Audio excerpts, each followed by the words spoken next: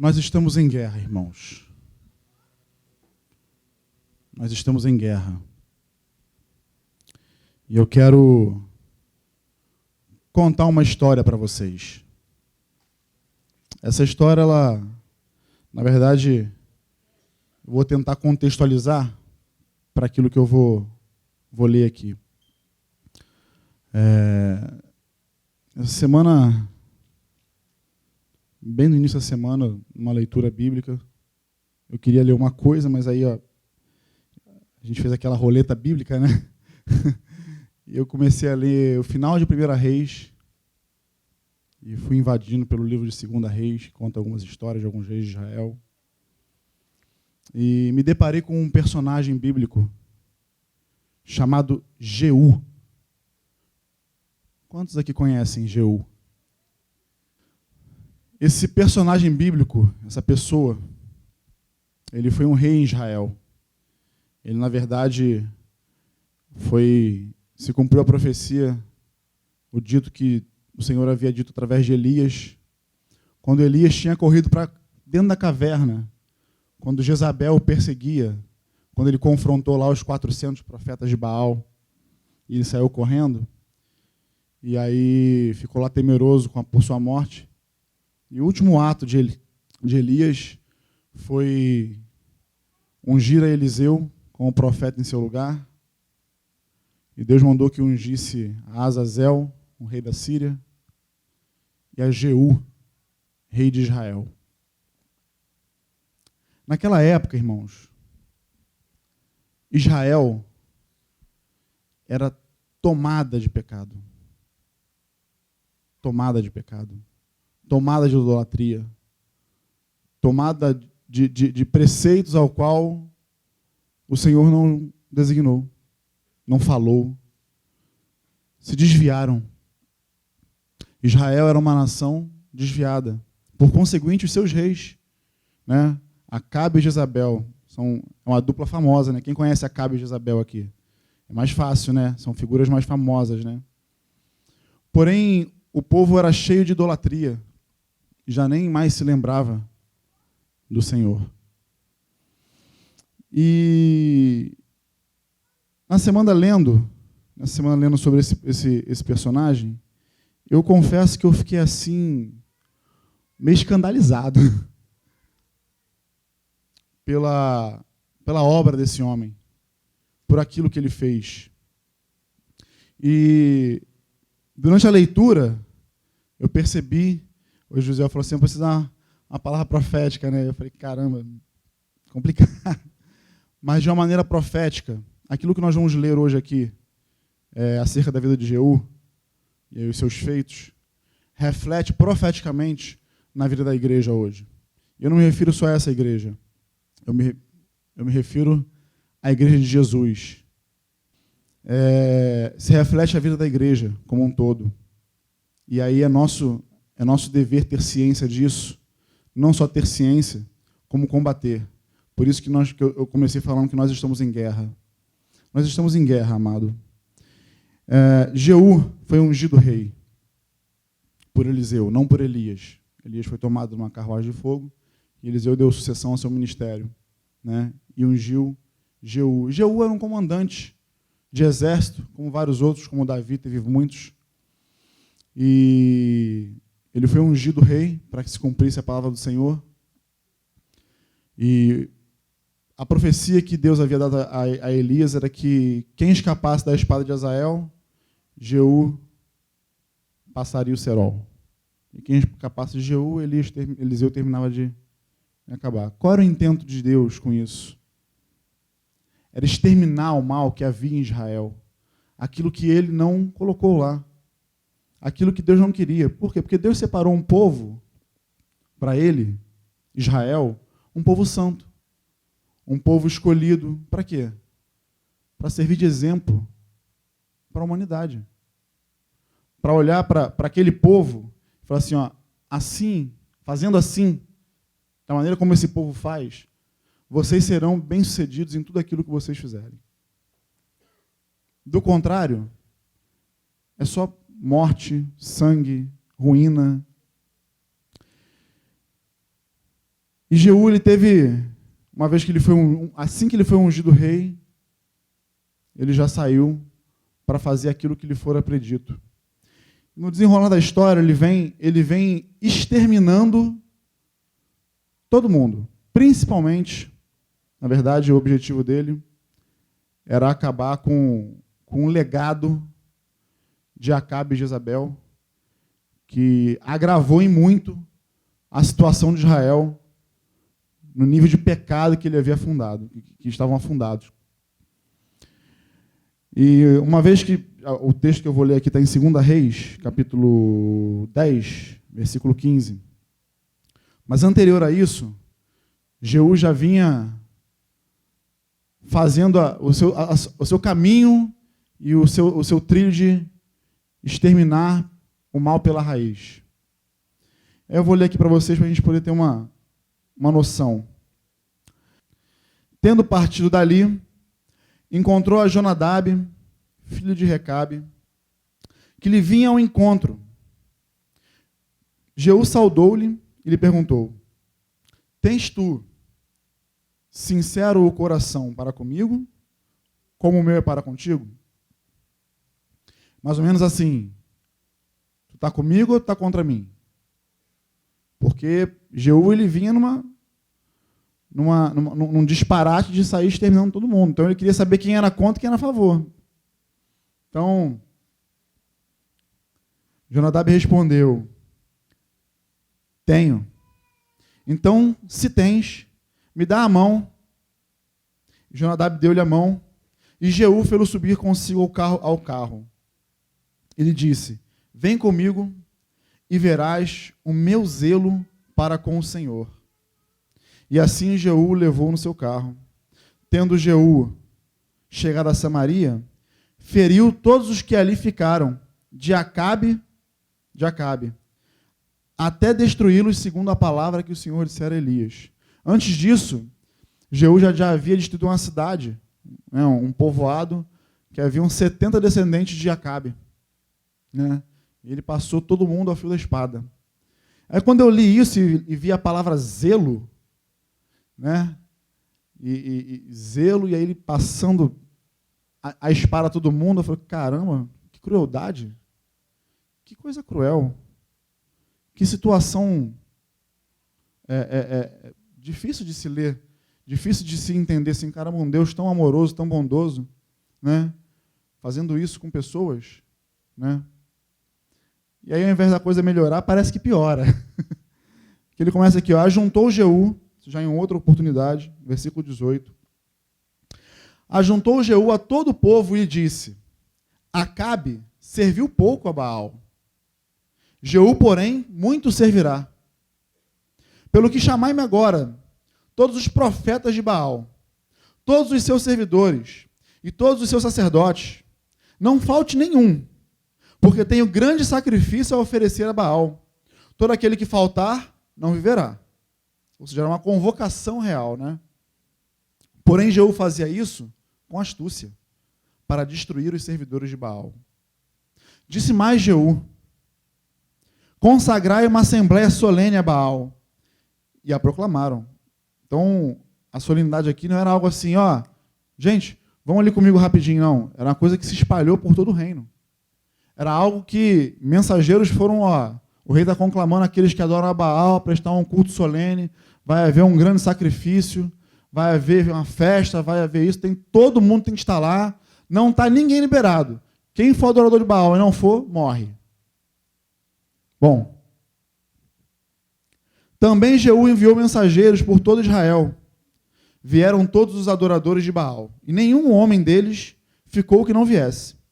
Entraram na casa de Baal, que se encheu de uma extremidade à outra. Então disse Jeú ao vestiário: tira as vestimentas para todos os adoradores de Baal. E o fez. Entrou Jeú com Jonadab, filho de Recabe, na casa de Baal, e disse aos adoradores de Baal: examinai e vede bem, não esteja aqui entre vós algum dos servos do Senhor, mas somente os adoradores de Baal. Então é como se eu chegasse aqui e falasse para vocês aqui, bom, aqui não tem nenhum, aqui só tem, todos são adoradores de outro ídolo, de Baal. Aqui entre nós não tem ninguém que não seja assim. Então, Jeú já abriu a cerimônia e já falou, todos que estão aqui servem o mesmo Deus. Não é isso? E, entretanto, no versículo 24,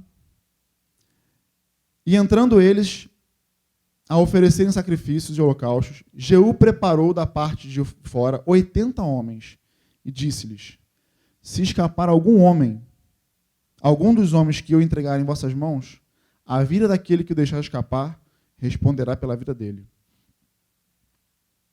Sucedeu que, acabando o oferecimento do holocausto, ordenou Jeú aos da sua guarda e aos capitães, entrai e feri-os, que nenhum escape. Feriram-nos a fio de espada, e os da guarda e os capitães os lançaram fora, e penetraram no mais interior da casa de Baal, e tiraram as colunas que estavam na casa de Baal, e as queimaram. Também quebraram a própria coluna de Baal, e derribaram a casa de Baal, e a transformaram em latrinas até o dia de hoje. Transformaram em banheiro público, né? A tradução que fala. Tem um filme, que eu não sei quantos já viram. Eu sempre falo, quando eu venho aqui à frente, quando eu leio a Bíblia, eu gosto de imaginar, de tentar estar lá para discernir as coisas, tentar entender as coisas. Quantos já viram aqui aquele filme com o Mel Gibson, O Patriota? Já viram? Então, vocês se lembram de uma cena em que um capitão da cavalaria encerra todo mundo numa igrejinha e depois queimam ela? E aí morre todo mundo que está lá, inclusive a pretendente do filho do Mel Gibson. Mais ou menos isso aqui, a grosso modo, foi o que Jeú fez com aquele povo. E quando eu li isso, me pareceu assim um ato extremo, um ato radical. Porque Deus é um Deus de amor, não é isso? Mas o que Deus estava fazendo aqui através de Jeú, se não eliminar o mal, o câncer que matava Israel? O pecado. Todos eram adoradores de Baal, todos eram idólatras, todos pecando e levando o povo de Deus seguindo no mesmo caminho, tendo a mesma direção. E aí hoje nós olhamos para a igreja, nós vemos tantas coisas misturadas, um povo às vezes confuso, sem direção. Oséias fala, se eu não me engano, acho que é Oséias que fala que sem direção, sem profecia, né, o povo se corrompe. E dentro de nós, dentro de cada um de nós que estamos aqui, pesa o dever e a honra de lutar contra o pecado, que tão de perto nos rodeia. Não é assim que o autor de Hebreus fala? Hebreus 12:1. O autor fala assim, portanto nós também, pois estamos rodeados de tão grande nuvem de testemunhas. Deixemos todo o embaraço e o pecado que tão de perto nos rodeia e corramos com perseverança a carreira que nos está proposta, fitando os olhos em Jesus, autor e consumador da nossa fé, o qual pelo gozo que lhe está proposto suportou a cruz, desprezando a ignomínia, e está assentado à direita do trono de Deus. Considerai, pois, aquele que suportou tal contradição dos pecadores contra si mesmo, para que não vos canseis desfalecendo em vossas almas.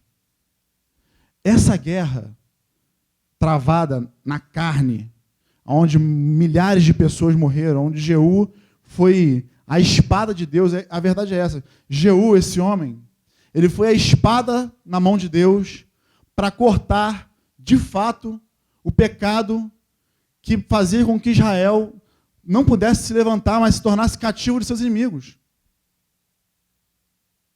Quando a gente para olhar a história de Israel, você vê que até Davi, as vitórias eram conquistadas, as batalhas eram vencidas, embora a espada não se apartou da casa de Davi, mas quando Davi se foi, o reino se dividiu, Salomão se foi, e o reino se dividiu, o povo de Israel foi brutalmente dominado pelos seus inimigos. E quando não era dominado pelos seus inimigos, os reis faziam alianças ímpias. Alianças que o próprio Senhor condenava. Ou se estribavam, se apoiavam naquilo que possuíam, na vaidade daquilo que tinham. Não é essa a intenção do Senhor conosco. Por isso nós estamos em guerra ainda hoje, porque de maneira profética, o que nós temos que fazer conosco, na nossa vida, e não só na nossa vida, irmãos, mas na vida daqueles que estão à nossa volta, do nosso lado, é combater o pecado. Combater o pecado que hoje ronda a igreja, está à nossa volta em todo o tempo. Eu já ouvi histórias assim, não, mas o irmão pecou e tal, aí o discipulador vai tratar. Nós criamos alguns hábitos nocivos para a saúde da igreja. Como que só o discipulador, no caso, pode tocar na vida de um irmão em pecado, ou só o pastor pode tocar na vida de um irmão em pecado. E aí, com isso, nós lavamos as nossas mãos, fazemos como o Pôncio Pilatos. Não, o discipulador já está ciente, ele vai tratar. Aí, se o discipulador não trata, irmãos, Jesus volta, e você sabe que você poderia cooperar com a vida do irmão, que está em pecado, que está no erro, não deveríamos fazer? Aonde está escrito na Bíblia que o pecado tem que ser tratado só pelo discipulador ou pelo pastor? A Bíblia fala, se tu vê teu irmão em pecado, vá até ele. Confronta, argue, examina, questiona, não desiste, leva testemunha, leva adiante a igreja. Por quê? Porque se esse irmão não ouvir a igreja, não ouvir o testemunho, não ouvir você, o fim dele vai ser a morte, amados. O fim dele vai ser o inferno. E nós não queremos passar a eternidade no inferno. Nós queremos passar a eternidade com Deus. Por isso essa guerra ela é constante. Essa guerra ela é em todo tempo. Não é, e nem é uma questão de fazer a vontade de Deus ou a vontade do diabo. Não é isso. É uma questão apenas de fazer a vontade de Deus, porque quando a gente deixa de fazer a vontade de Deus, para fazer até a nossa, já é o suficiente. Ou sou só eu aqui que quando andei pela minha vontade me arrebentei? Quebrei a cara. Tive que fazer o caminho de volta, me arrepender, pedir perdão. Eu não tinha demônio sobre mim para poder fazer isso, não. Basta a gente olhar para nós mesmos. Que foi, inclusive, o caso de Jeú. Quando você vem lendo a história de Jeú, e ele falando do zelo dele para com o Senhor, de fato, parece ser um homem zeloso mesmo. Né? Vem fazendo tudo aquilo que o Senhor determina. Vem arrancando e tirando o mal do meio de Israel. Um povo cativo por causa do pecado. Um povo fraco. Israel era um povo fraco. E isso porque anteriormente, alguns anos antes, Elias já havia feito isso com os profetas de Baal. É um capítulo mais famoso da Bíblia, acho que a maioria mais conhece, né? Onde ele desafiou 400 profetas de Baal. E Deus respondeu lá a oração de Elias com fogo no altar. E qual foi a atitude de Elias ali na hora? Quando Deus respondeu, que o povo viu assim. Porque a pergunta de Elias era, até quando vocês vão cochear entre dois deuses? Até quando vocês vão ficar entre Baal e o Senhor? Se Baal é Deus, serve-o. Mas se o Senhor é Deus, serviu. De todo o coração, de inteireza, sem a menor dúvida. E aí, quando Deus respondeu com fogo aquela oferta de Elias, o que aconteceu? 400 profetas morreram. Houve um grande avivamento na terra, naquele momento. Mas aí Elias resolveu temer, né? E correu para o fundo da caverna. Caverna não é lugar de crente, irmãos. Caverna não é lugar de discípulo de Jesus. O nosso lugar é lá fora, proclamando.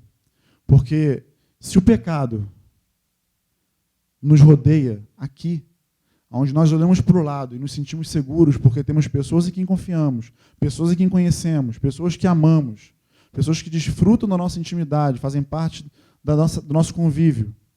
E se ainda assim nós temos problemas com o pecado, Imagina lá fora, onde as pessoas sequer sabem, ou pensam que tudo isso que nós falamos aqui é uma história da carochinha, é um conto, é uma fábula, é uma utopia. Não é, amados. Para Deus e para aquele povo, não foi utopia. Jeú teve que fazer um assassinato em massa. E parece crueldade, mas é dessa mesma forma que o Senhor quer que nós combatamos o pecado que tão de perto nos rodeia, tão de perto nos assedia. E se você continuar a olhar, na verdade, eu acho que o autor de Hebreus devia estar inspirado nessas histórias, porque quando ele segue falando, no versículo 4 do capítulo 12, ele fala assim: ainda não resististes até o sangue, combatendo contra o pecado. Ele diz assim, tem uma tradução que fala assim: vocês ainda nem deram a vida para não pecar, para resistir, e já estão desesperados, e já vos esquecestes da exortação que vos admoesta como a filhos. Filho meu, não despreze a correção do Senhor, nem te desanimes quando por ele for repreendido. E para que serve a repreensão do Senhor, amado, em nós? Para que motivo? Para nos humilhar? Quando eu repreendo a minha filha, ou a castigo, a disciplino, é porque eu quero humilhá-la e mostrar o meu poder de superioridade sobre ela? Negativo. Negativo. Dói muito mais em mim quando eu tenho que disciplinar minha filha, aqui dentro, de olhar nos olhinhos dela e falar: caramba, eu tenho que corrigir essa coisinha linda. Mas tem que fazer. Por quê? Porque eu não quero que ela vá para o inferno. Porque eu não quero que ela se desvie de um caminho ao qual nós estamos ensinando. Porque eu entendo e sei que aquele é o melhor caminho para ela. Se eu que sou mau, se eu que sou assim, homem, falho, como disse Jesus, desejo boas coisas para minha filha, que dirá o Senhor, Pai de amor? Deus não enxergou nenhuma outra maneira de arrancar o pecado de Israel. Estava entranhado, enraizado no meio daquele povo, senão exterminando aqueles profetas idólatras. Ele teve que exterminar um rei, Acabe, Jezabel. Teve que usar, inclusive, reis ímpios, porque Deus usa quem Ele quer. Então, Azazel foi ungido rei da Síria lá e confrontou muitas coisas em Israel, cooperando com o propósito de Deus, ao ponto de chegar Jeú aqui, nesse findar. Mas Jeú, quando a gente olha para isso que eu estou falando, é um homem exemplar, que cumpriu com fidelidade aquilo que o Senhor havia dito. Foi espada de Deus sobre a terra. Porém, quando a gente continua lendo, eu confesso que isso me deixou assim um pouco decepcionado, desapontado, porque a gente vai lendo, a gente espera sempre um final feliz, né? Igual o filme, né? A gente sempre espera o final feliz da coisa, né? Pô, que legal, um homem de exemplo, um homem de caráter, Mas, no versículo 28 de 2 Reis, capítulo 10, ele segue a leitura assim: assim Jeú exterminou de Israel a Baal. Ou seja, o versículo de 28 resume a obra de Deus completa naquele momento. Jeú exterminou Baal de Israel. Tirou. Eliminou o mal pela raiz. Porém, não se apartou Jeú de seguir os pecados de Jeroboão, filho de Nebate, que fez pecar a Israel, a saber, dos bezerros de ouro que estavam em Betel e em Dan. Que pecado é esse de Jeroboão? Que aí eu fiquei interessado em saber, né? A gente se esquece, a gente lê e esquece. Falei, caramba, o que Jeroboão fez? Aí fui lá no início, na história. A gente aprende com a história, amados. Né? Assim, a gente está na escola estudando história, a gente aprende com a história. E a gente aprende com a história desses homens aqui. Né? O que Jeroboão fez? Ele foi um rei do reino dividido.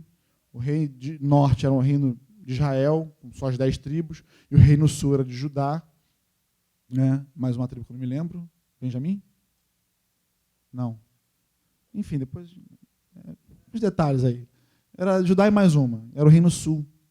Só que o povo saía de Israel e ia em direção a Judá para adorar o Senhor. E aí Jeroboão viu o seu reino ameaçado. Coração de homem que não confia no Senhor.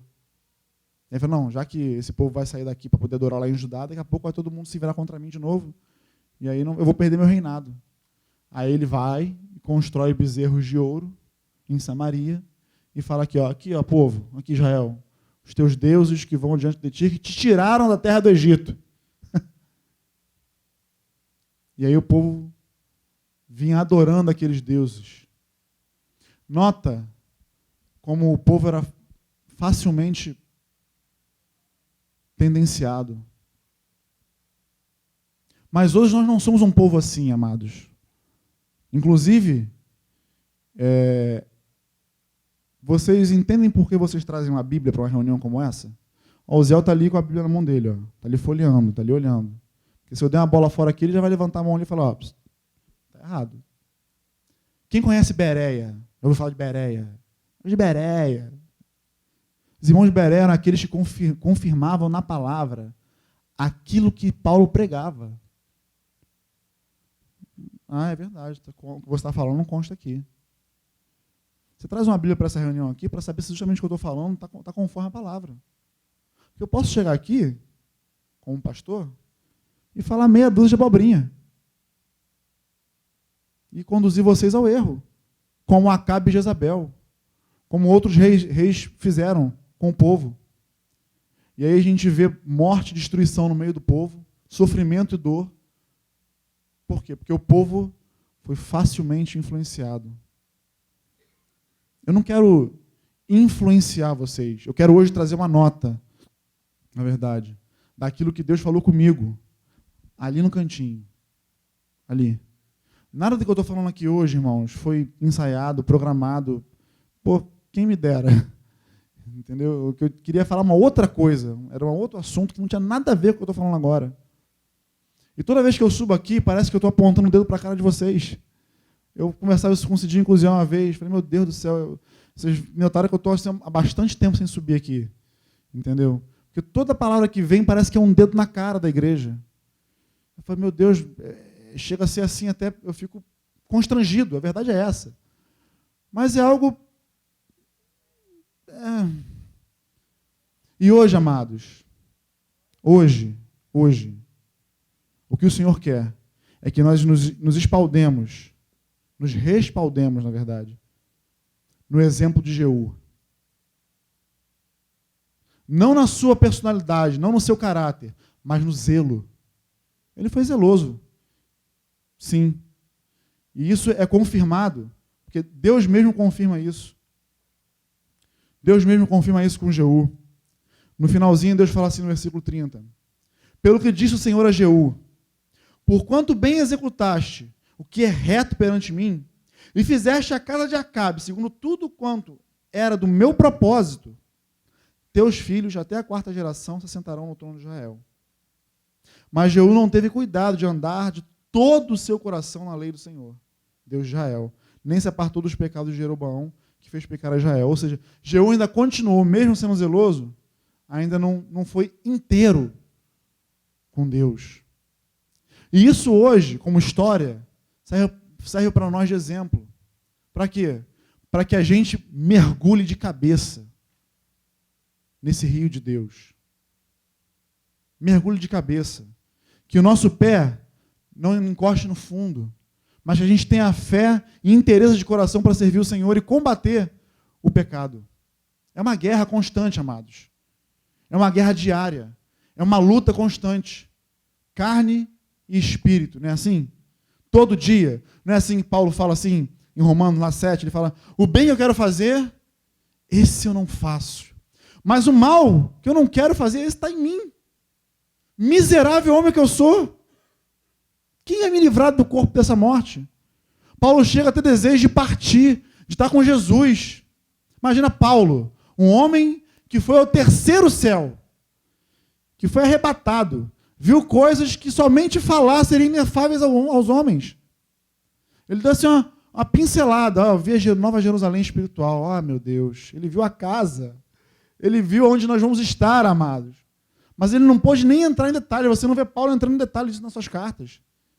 Porque Deus deixou lá, ó, um mensageirozinho de Satanás para esbofetear ele, para ele não ficar soberbo, arrogante. E falar assim, ó, minha graça te basta. Minha graça te basta. Continua combatendo, continua guerreando contra a tua carne. Aí ele é inspirado, inclusive, a escrever lá, Gálatas 5, né? A guerra entre a carne e o espírito. É um texto bem conhecido. Mas eu gostaria de ler. Acho que cabe bem, né? Gálatas 5,16.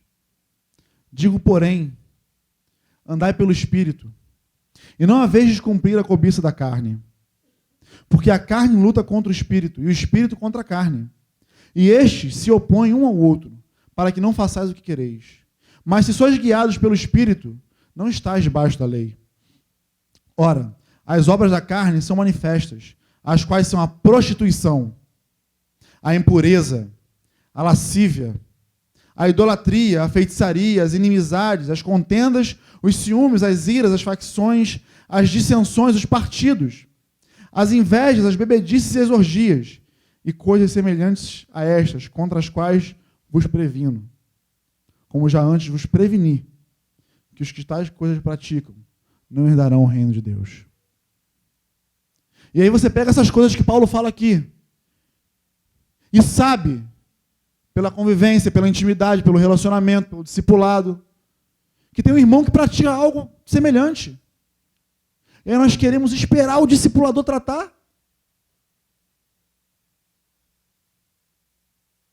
É por isso que o profeta enfia o dedo na cara do rei. É por isso que Natan chegou lá para Davi e falou assim, ó, tinha um homem que tinha muitas ovelhinhas. Muitas.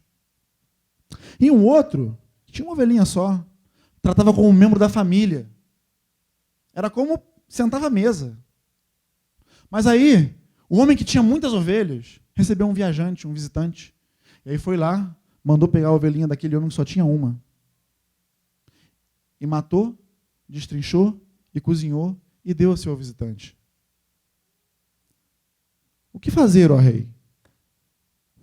E Davi se levanta assim com uma fúria, tão certo como vive o Senhor, esse homem deve morrer. O que Natan fala? Tem que ter peito. Tem que ser homem. Quer dizer, desculpa, ou mulher. Entendeu? Tem que ter coragem.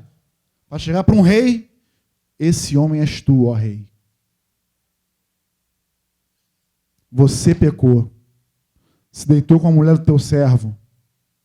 E se isso ainda... E você tinha todas as mulheres que você poderia ter. E se isso não fosse suficiente, tu teria mais. Mas não se preocupa não. Tu não vai morrer. Mas a espada não vai se apartar da tua casa. Nota, amados. Todo pecado tem uma consequência. Todo pecado tem uma consequência. E uma má consequência. Davi engravidou Batseba. E quando Batseba disse para ele, ó, deu ruim. Davi rapidamente chama Urias de volta para da guerra. E tenta manipular com que Urias se deitasse com ela. Ó, vai lá, tá cansado da guerra. Se deita com a tua mulher lá. Só que ele não contava com uma coisa. Urias era servo fiel ao Senhor e ao rei Davi. Era um legítimo soldado de Israel. Daqueles de fato que você olha assim e fala assim, esse vai ter um final feliz. Esse é um cara de caráter. Os irmãos na guerra, lá guerreando, ele vai se aproveitar do bem bom com a mulher? E ele não foi, não se deitou. E aí Davi, pô, não deu certo o primeiro intento. Vamos embebedar esse cara para fazer ele ir lá. Mas mesmo bêbado, não foi. E aí não restou outra alternativa a Davi, senão continuar maquinando mal e matar o seu servo fiel. Ou seja, Davi, o homem segundo o coração de Deus, aquele que Deus olha e fala assim: achei Davi, meu servo, homem que executará toda a minha vontade. Esse homem planejou, maquinou e assassinou covardemente um servo fiel. Por quê? Porque ele havia caído em adultério com a sua esposa. E no afã de tentar encobrir, no afã de, ninguém vai descobrir, eu sou o rei, ele cai abismo que puxa um outro abismo. E aí logo a mulher engravida, logo a mulher pare, mas a criança nasce o quê? Morta. E Deus já havia dito que ela ia nascer morta. Todo pecado tem uma má consequência. Todo ele. Então nós devemos ter entendimento do que Deus fala acerca do pecado para nós. E não tratar isso como algo assim utópico. Não tratar isso como algo leve. O pecado mata, irmãos. O pecado mata. Adão pecou. O que aconteceu? Morreu? Foi expulso do paraíso, mas ele morreu? Morreu para Deus. Foi desconectado da presença do Senhor. E é justamente isso que acontece conosco, comigo e contigo, quando a gente peca. Quando a gente começa a barganhar com o pecado. Quando a gente começa a tendenciar. Nós necessitamos sermos Jeús dos dias de hoje. Contra o pecado. Contra a idolatria. Contra tudo que se forma contra o Senhor nas nossas vidas. Não dá para ser leve, não dá para ser raso.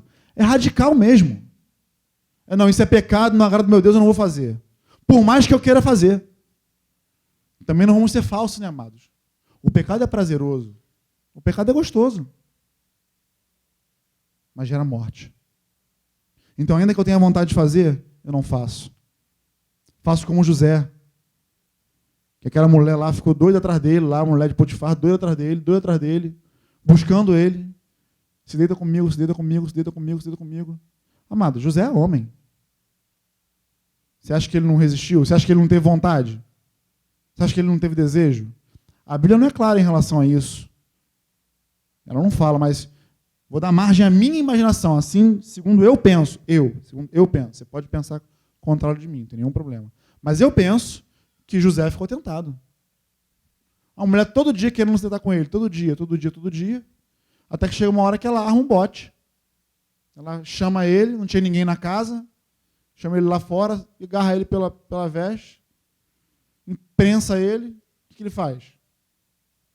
Sai pelado, sai correndo, tô nem aí. Sai igual um doido gritando.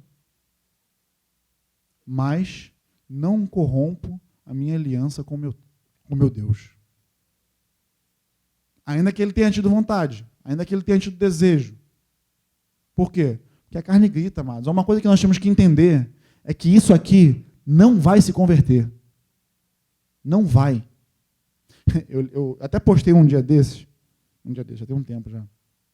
Tá igual o Cidinho, né? Um dia desses. No Instagram eu vi uma frase, eu não me lembro de quem agora, acho que não me lembro de quem agora, foi um profetão desse aí, antigo aí. Ele fala assim: pensei que o meu velho homem havia morrido nas águas do batismo, mas eu descobri que o miserável sabe nadar. Agora eu tenho que afogar ele todos os dias. Sabe nadar mesmo, irmãos. O miserável sabe nadar. Não tem como. É todo dia. Se abrir o olho assim, você já é bombardeado de informação, de pensamento, de situações. Se você não estiver no Senhor, você vai cair. Se você não estiver junto do rebanho, inserido, enxertado, junto do Senhor, junto da igreja, cai. Não tem para onde correr. Nós sabemos que Jesus é o caminho, não é isso? Ele é a verdade e a vida. Rumamos por esse caminho, caminhamos através desse caminho. Queremos essa vida. Queremos andar na verdade. Então, vamos resistir, nem que para isso seja necessário que a gente morra. Morra tentando. Porque existe uma carreira que nos é proposta. Existe um caminho que nos é proposto. Não é nem imposto. Nota que o Senhor não impõe nada a ninguém. Ele propõe. Você quer chegar lá? Você quer a coroa? A coroa da vida eterna. Tem um preço a pagar, irmãos. Não pensa que é de graça, não. Jesus pagou esse preço na cruz por nós. Mas nós também temos que abdicar de muitas coisas nossas, dentro de nós. Muitos desejos vãos, muita humanidade, muita carnalidade que ainda reina em nós. Abrir mão disso tudo. E olhar para o Senhor e continuar seguindo Ele. De maneira irrefutável. Sem refugar. Refugar é quando... Já viram aquelas provas olímpicas a cavalo? Que o cavalo tem que saltar uns obstáculos? O que acontece quando o cavalo refuga? Que ele vem correndo no galope, e aí o jockey acha que ele vai saltar, aí o cavalo mete o pé no freio. Ele refugou, ele hesitou. O jockey voa, vai embora. Nós não podemos refugar. Nós não podemos andar com o Senhor e, no momento, parar e agora, o que eu faço? Não dá para ser assim. Não tem como. Se Jeú refugasse aqui, Israel ainda padeceria daquele mal. Que sejamos Jeús do dia de hoje. Que sejamos homens e mulheres capazes de combater o pecado que nos rodeia, mas também capazes de cooperar com nossos irmãos, uns com os outros, nesse sentido. Em nome de Jesus. Em nome de Jesus. Eu acredito que tenha sido isso. Tenha sido isso por hoje. Eu não gostaria de ir adiante. Como eu disse para vocês, não foi algo planejado. Não foi algo que eu preparei. Eu gosto de, sempre quando estou aqui à frente, meditar na palavra, de trazer, né? Todo pregador gosta disso, de estudar, de trazer. Eu não tive esse tempo, não, assim, nesse sentido, não. Eu tive tempo de fazer outra coisa, de falar outra coisa, mas isso aqui realmente não estava no script, né? Mas eu acredito que todos nós necessitamos discernir. Discernir o tempo que vivemos, discernir o momento em que estamos e saber que o pecado ainda nos rodeia. Sabe quando ele vai deixar de nos rodear? Sabe quando ele vai deixar de nos tentar? Sabe quando a gente vai parar de pecar? Quando estivermos com o Senhor na glória. Até lá, é guerra. É guerra. Já viu algum soldado na guerra dormindo? Já viu algum soldado na guerra disperso? No fronte de batalha, na linha de frente? Eu gosto muito de filmes de guerra, né? Então eu vejo vários, né? Já pensou se aquele general lá fica, tá tranquilo, aquele filme lá? Ia dar ruim para ele. Mas ele estava atento, vigilante, mesmo em menor número. É um filme que eu indiquei para o Zé ali, baseado em fatos reais. E esse general já estava em menor número contra seus inimigos, mas ele estava atento. Ele usou tudo aquilo que ele podia e que não podia para manter o exército vivo, vigilante, atento. E às vezes dá até essa impressão mesmo. Parece que o peso do mundo é tão esmagador contra nós que nós estamos em desvantagem. Às vezes parece que tem dias que a gente acorda e que não vai dar. Parece que naquele dia a gente vai entregar os pontos. Bate um desânimo, alguma coisa acontece que a gente fica prestes a querer desistir. Mas não é assim. Não é dessa forma. Isso é aquilo que o mundo não faz pensar. Porque a Bíblia me garante que maior é o que está em mim do que o que está no mundo. Nele eu posso todas as coisas. Todas as coisas.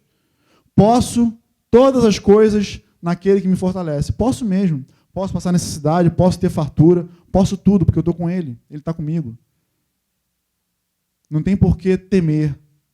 Não tem por que refugar. Não tem por que hesitar.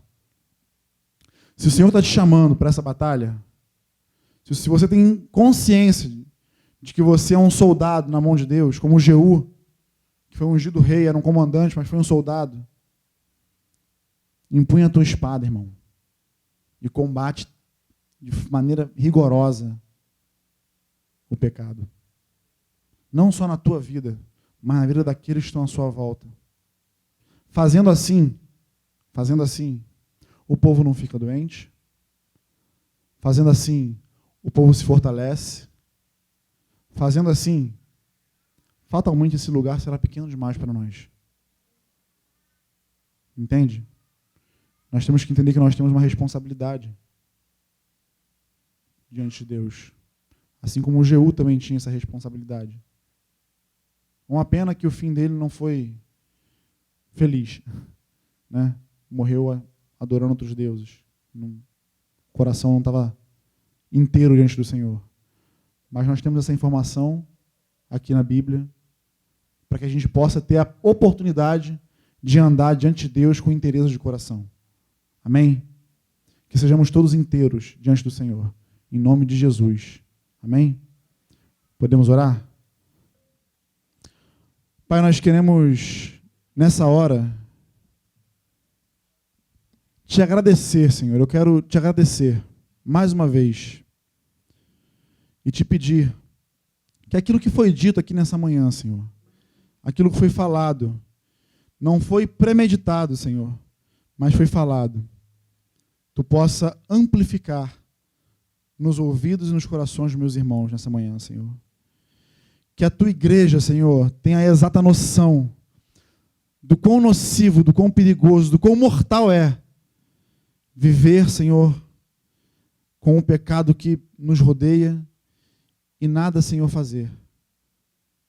Mas que possamos, Senhor, levantar as nossas espadas, como Jeú, que tu escolheu, Senhor, para combater aquele grande mal e exterminar, Senhor, aquela idolatria daquele povo de Israel, Senhor.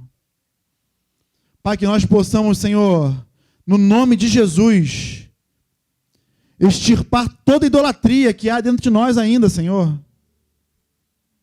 Todo o reino, meu Pai, que construímos à nossa volta, toda acomodação, Senhor, toda a indisposição de seguir caminhando contigo, por mais árduo que possa parecer. Que nós tenhamos, Senhor, a capacidade de discernir essas coisas, Senhor. Para que o teu povo possa caminhar saudável diante de ti, Senhor. Para que o teu povo tenha a capacidade de enxergar, Senhor, confrontar, cooperar. Para que a tua igreja cresça, se multiplique, para que o teu propósito, Senhor, aconteça nessa terra, nesse tempo, meu Pai. Nós precisamos, Senhor, continuar combatendo. A guerra, Senhor, ela é contínua. A guerra continua, Senhor, mas ela já foi vencida, meu Pai, por aquele sacrifício que tu fez na cruz por nós. Nós temos caminhos de volta, Senhor. Nós temos, Senhor, o arrependimento que tu deixou para nós. Elimina de nós, Senhor, todas as trevas. Mortifica, Senhor, o desejo que há em nós, na carne, Senhor. Mas que possamos andar em espírito, Senhor. Que possamos, Senhor, ter autocontrole, Senhor. Autocontrole contigo, Senhor. Para que tenhamos uma vida digna contigo nessa terra, Senhor. E que a nossa vida, Senhor, que a nossa vida como igreja, inspire, Senhor, o mundo que está lá fora, a olhar e ver o diferencial que há aqui, Senhor.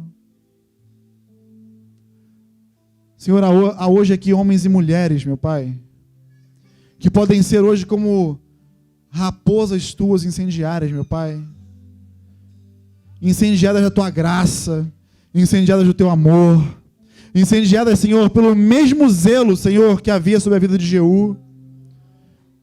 Que possam combater radicalmente, Senhor, aquilo que é contrário à tua vontade, meu Pai.